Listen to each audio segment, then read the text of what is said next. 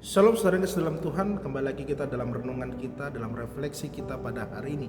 Tema refleksi kita pada hari ini yaitu Yesus benar namun ditolak, yang terambil dalam Yohanes pasal 7 ayat 14 sampai dengan 24. Saudara yang dalam Tuhan, dalam teks ini kita melihat bahwa Yesus itu berada di Pondok Daun, yaitu di Yerusalem, 6 bulan sebelum dia ditangkap dan disalibkan.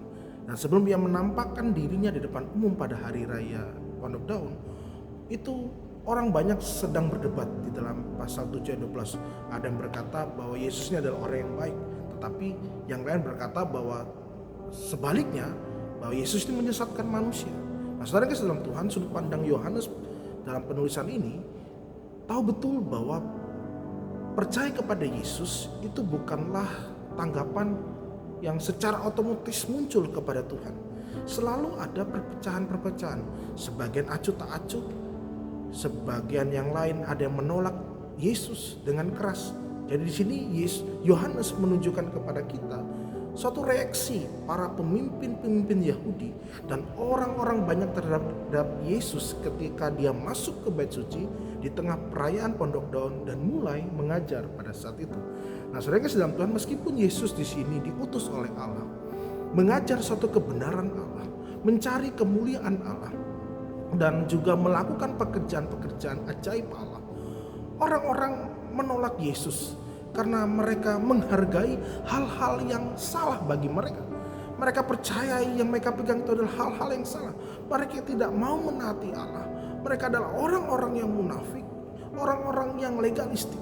Mereka berada di bawah pengaruh setan dan mereka menghakimi berdasarkan penampilan luarnya saja.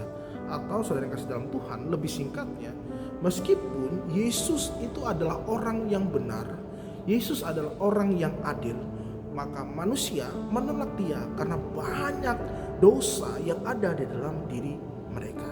Nah, saudara kasih dalam Tuhan, sebagai refleksi kita pada Minggu Prapaskah ini, jika kita menilai siapa Yesus itu secara dangkal, maka kita akan berakhir dengan penolakan yang ada dalam diri Yesus.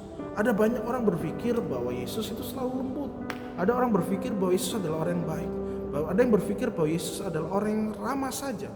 Saya tidak yakin bagaimana pemikiran-pemikiran itu hanya berhenti di situ. Tapi ketika kita membaca Alkitab kita, Injil khususnya, kita akan melihat bahwa Yesus dengan tegas menentang sebuah dosa, seperti yang dilakukan dia di sini. Kita tidak percaya kepadanya dan berjalan bersamanya tanpa Yesus menantang atau mengoreksi dosa kita. Dia selalu melakukannya dengan kasih. Karena apa? Karena dosa itu menghancurkan kita. Namun sekali lagi Yesus menantang dosa itu. Nah, saudara yang kasih dalam Tuhan, jika kita benar-benar percaya kepada Yesus, maka kita akan membiarkan firman Tuhan itu menantang atau mengoreksi dosa kita secara teratur, sehingga kita dapat diubahkan dan kita dapat melihat bahwa Yesus luar biasa dalam diri kita.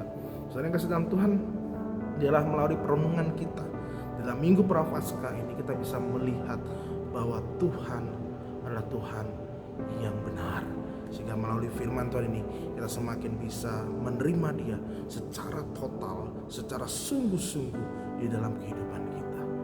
Amin. Tuhan Yesus memberkati kita semua.